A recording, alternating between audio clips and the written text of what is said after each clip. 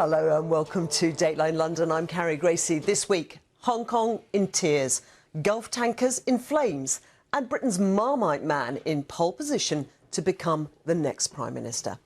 My guest today, Chinese writer Diane Wei Liang, UK political commentator Steve Richards, Agnes Poirier of French News Weekly Marianne, and American journalist Michael Goldfarb of the podcast FRDH. Welcome to you all. So Hong Kong wept last week. Its leader, Carrie Lam, well, she was in tears because so many of her citizens distrusted her assurances on a new extradition law and took to the streets instead in protest.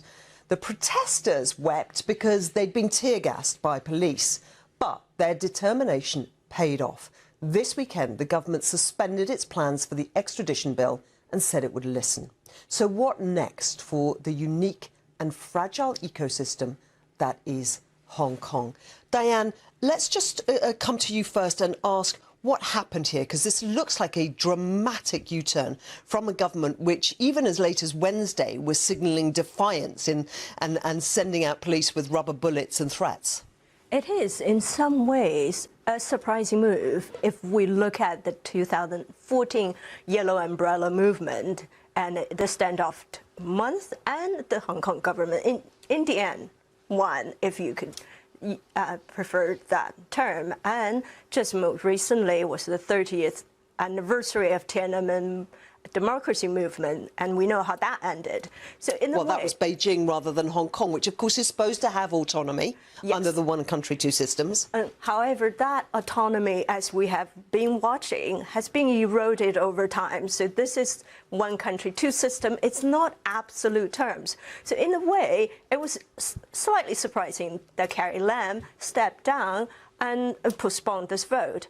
What is interesting is that overnight, she was reported to have crossed border to Shenzhen and met with the Minister for Hong Kong from Beijing, and no one knew what they discussed. But my suspicion is this is the people's power, and the demonstrators are winning this round, but also was sort of the result of international pressure. For example, Donald Trump had indicated that he could bring this up at G20 meeting with Xi Jinping in 2 weeks' time in the big context of China-US trade war.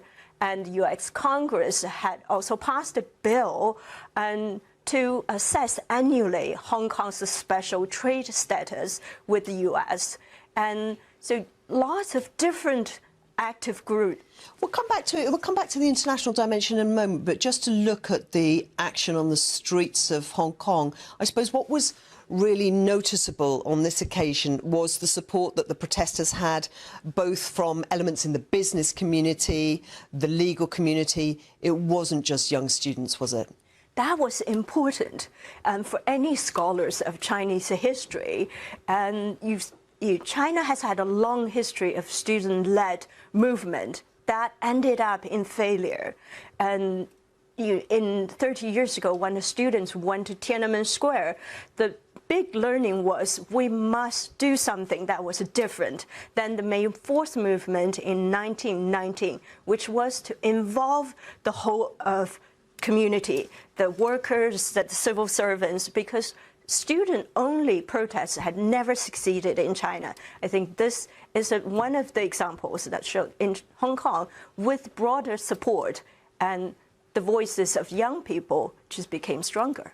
Steve, let's look at the UK dimension briefly, because obviously the UK has treaty obligations to Hong Kong until 2047, this 50-year period of autonomy, one country, two systems. But the UK was fairly slow, the British government fairly slow to get involved in talking about this extradition bill. I mean, really only since we've seen so many people on the streets. Do you think that was fear of Beijing, or do you think that was misreading the mood in Hong Kong?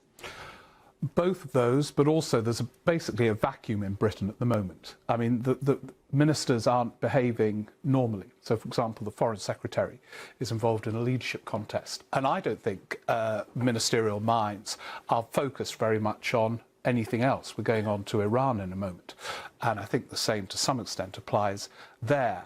So it's partly that. It's partly the fact that it's trying to manage, in a way, an arrangement that worked theoretically at the time, but will be constantly challenged in practice because the power lies with China. And it's a constant, I think, will be a constant balancing act. So a combination where I think eyes are off the ball at the moment in the UK, plus a constant reading about where power really lies. It lies probably, even though this protest, you say, was successful, with the Chinese government. And Agnes, while we're doing the kind of people confused by leadership elections, there's obviously leadership kind of change going on in Europe. Do you think the underlying issues are the same as those that Steve's mentioned in relation to the UK, that kind of assessment of forces on each side? Yes, and also, I mean, you know, and the French citizen speaking here, it always pays off to take to the street. And the first round is victory for the people of Hong Kong. So that's a great thing to see from Europe. But it's also, you know, we're so far away, and we know, or we fear, that Hong Kong is doomed eventually. That, you know, there's China, there's democratic China, that is actually Hong Kong. But in 28 years, you know, it's going to be completely China. And already we know that some businessmen are moving their assets abroad, and basically Singapore and Japan are going to welcome that very international community with a lot of ties to you know, Canada and Europe and America. And it looks as if you look back just 5 years ago, the umbrella movement, there was an optimism about it. But although we are very far away, we're saying this from far away, I can only see despair, really, and pessimism in Hong Kong, despite that great victory. So if we're taking a long view, it looks to me it's the last battle of Hong Kong, really. Michael, what do you think the US makes of all of this? I mean, Agnes says this is democratic China, but of course, actually, there's only very limited democracy in Hong Kong. More democratic China is actually Taiwan, if you want to talk about meaningful. I mean, how does the US see all these political and financial and economic forces aligned? Well, you say the US. We have to really be specific and say, how does the Trump administration see things? And, you know, who knows? One of the problems with the chaotic international leadership of the Trump administration is that you just don't know. I mean, I'm sure that this will be used as a chip in any negotiations going on with China, where there's trade war growing, and we hear every week there's 2 or 3 different stories coming from one side or the other about, oh, we're going to raise tariffs here, we'll raise tariffs there, and this side's getting angry, that side's getting angry. I don't think democracy really enters into it. If the people in Hong Kong, if the brave, and can I just say how remarkable it is? You know, my Twitter feed is full of hashtag resistors who send out nasty things about Donald Trump and think they're striking a blow for democracy. 1 million people from all walks of life went out into the streets. We saw the pictures. They were not met with flowers. And let's say that this is an action for democracy.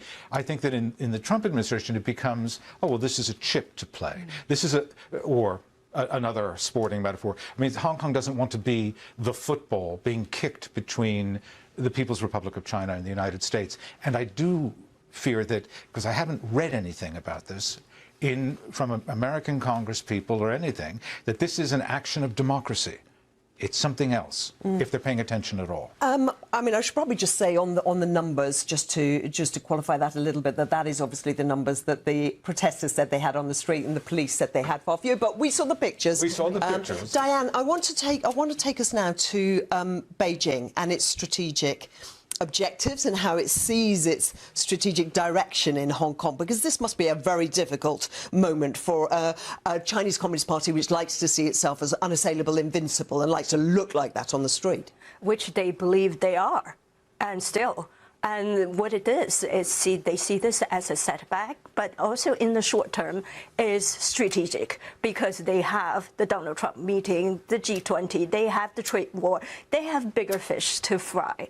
And on the other hand, over time, I have to agree with Agnes that you will see Hong Kong deteriorating this sort of autonomy, and we already seen it happen. In this particular protest, people are already behaving very much like as if they were in China. They don't talk to journalists. They don't want to give their names. They wear masks so that they would not be photographed. Because they fear long-term victimization. Absolutely. And so it's very different from Yellow Umbrellas, because the leaders of that movement all had been jailed. So Hong Kong is becoming more and more like China. And China knows. China has playing a long arms. game.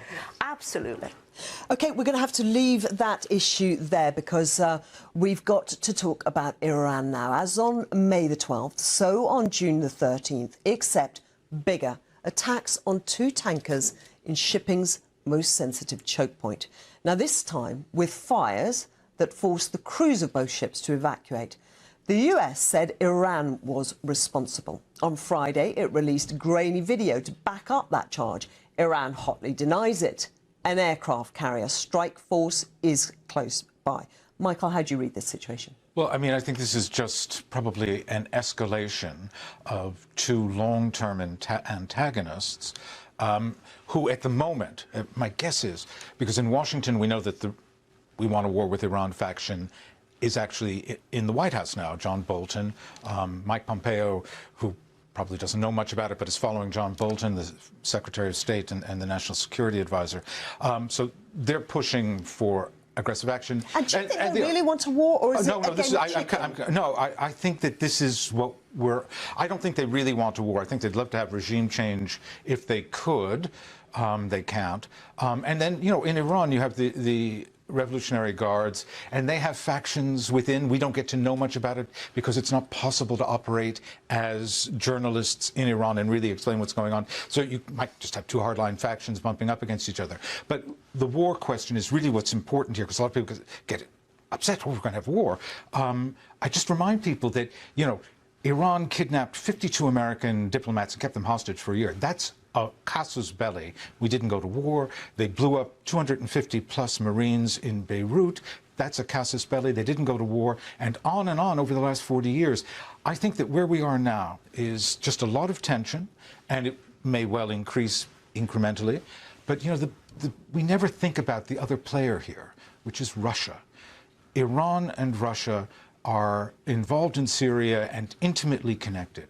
Geographically, they are intimately connected. It's only a 500-mile drive from Russia's main western Caspian seaport down to Iran. If you put all these factors together, you think, well, if Russia wants to intervene here, is there going to be a war?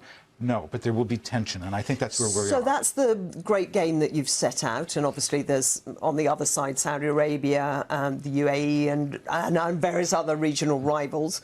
But on the direct question of who actually attacked these tankers... Well, you know, I really worry about the rush. I mean, you would think all signs point to Iran. I mean, even the Foreign Office today said, or yesterday, Jeremy Hunt said, on a balance, we think it's Iran.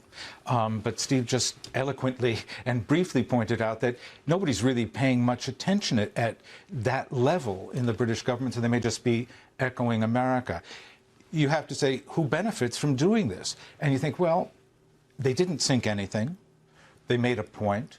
The Japanese owner of one of the tankers said, actually, it wasn't landmines. It was something that flew in and hit the side of the vessel. And it happened on a day when the Japanese Prime Minister was in Tehran. Exactly. So you think everybody's making points, and you know, you have the we've spoken about the G20 meeting. You know, at the end of this month, there's meant to be a big meeting in Bahrain where we're going to discuss, not me, where the U.S. is going to present its plan for Israel-Palestine peace. I just think, you know, it's about getting attention, and Lord knows we're talking about it, so they've got attention. And Agnes, what about the European perspective on this? Are the Europeans this weekend blaming Iran, or are they blaming the Trump administration for tearing up the nuclear deal? Well, they haven't been as quick as the UK to actually say, oh, yes, we completely concur with Donald Trump's evidence. Actually, Germany said, well, we need more evidence. And I don't think President Macron has said anything yet. But actually, it might be Iran, or it might not be Iran. But all this is the result, I think, of the very undiplomatic move by Trump to withdraw from the 2015 nuclear deal we had, and with Iran, which took so many years to actually strike. But how does that relate? Well, because the diplomacy of Trump as regard to Iran is all coercion, basically. So we're going to cripple your economy, more sanctions, and what is there for Iran? You know, Iran made a real effort with the agreement. It was not a perfect agreement, but it was something. And actually, Iran a few weeks ago, do you remember, said, well, you know, if you are really wanting to ruin our economy, we're going to take measures. So perhaps it's those little attacks. That question open. And talking about those who leave the question open, the opposition in the UK, Jeremy Corbyn, has said we shouldn't be rushing to judgment on this. So where does that leave him? It leaves him making a distinct point, and he'll get criticised for it, but in my view it's quite healthy to have a British political leader not automatically rushing to assume that the US judgment on this is right. Quite unusual in British politics. Normally a Labour leader of the opposition will feel so under pressure to show their, in inverted commas, responsibility to lead as a potential Prime Minister, they would follow the orthodoxy. Corbyn never follows the orthodoxy. Now, he gets condemned as being anti-American instinctively and so on. But I think at this point, where the evidence is not definitive, it is very healthy to have a sceptical voice as prominent as the leader of the opposition. And quite unusual, not for him, but in British politics over the last 30 years, where there's an immediate consensus, which often proves to be wrong. And Diane, I don't want to leave China out of this discussion either, because, of course, you know, global economic superpower, huge growing interest in that region, and both those tankers last week were bound for Asia. So where does China sit on these issues? Well, China is one of the largest importers of oil from Iran. It's a huge customer. And China has always said, in some ways, together with Europe, that when Trump withdrew from the deal, that this was going to happen, that the tension will rise in the region. And China has always been against that move. And China, together with South Korea, Japan, had exemption from importing oil up till very recently, November of last year, when Trump canceled that. And so, in a way, that was the last lifeline for Iran's economy. Now it's being strangled. So it's not out of question that Iran would have to react, and this has been predicted by many countries, China included. OK, and we'll leave that topic there, because we're going to come back to the UK now. We are less than 1 week into the Conservative Party contest to find a new leader and a Prime Minister to lead the country out of its Brexit crisis. But several candidates have already fallen by the wayside. Is the front-runner now heading for a coronation? I think that's one for you, Steve. The front-runner being Boris Johnson, the former Foreign Secretary and stand-up comedian and various other things that he's done at various points. Well, he's clearly the front-runner. I don't think it will be a coronation. I think the contest has to continue into what becomes the last two candidates, like a whodunit, going to the party membership. I don't think the party membership want or would allow a coronation before they get the chance for that. But what and I yet, find, of course, that is the speculation this weekend, that in Westminster so far there ahead. are forces who are saying, let's wrap this up, there's too much blue-on-blue conflict. It might happen. They might say, look, just Brexit is so important, let's not extend this unnecessarily. I suspect there will be a contest which goes to the party membership. What I find so interesting about this contest is that more than most leadership contests, all kinds of extraordinarily wild pledges are being made, as if this new Prime Minister would be elected into a parliament in which he or she could do what they wanted. But what's unusual about this contest is it's taking place in a hung parliament. So the new Prime Minister will have no control over that parliament.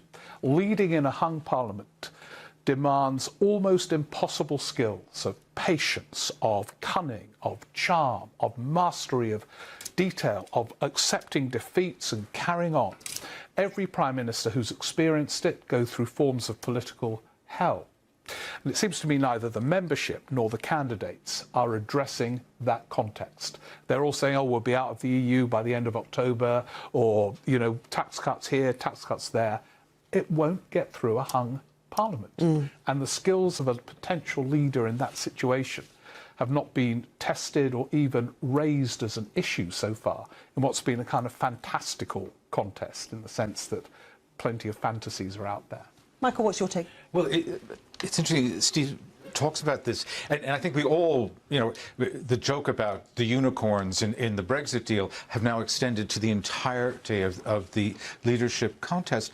And what I watch is that we never talk about Jeremy Corbyn when we start talking about Brexit and the Conservative Party, but one of the dynamics that I've noticed is, for this system to work, and actually it's true in the United States as well, is there has to be a viable opposition. It acts as a buttress to keep the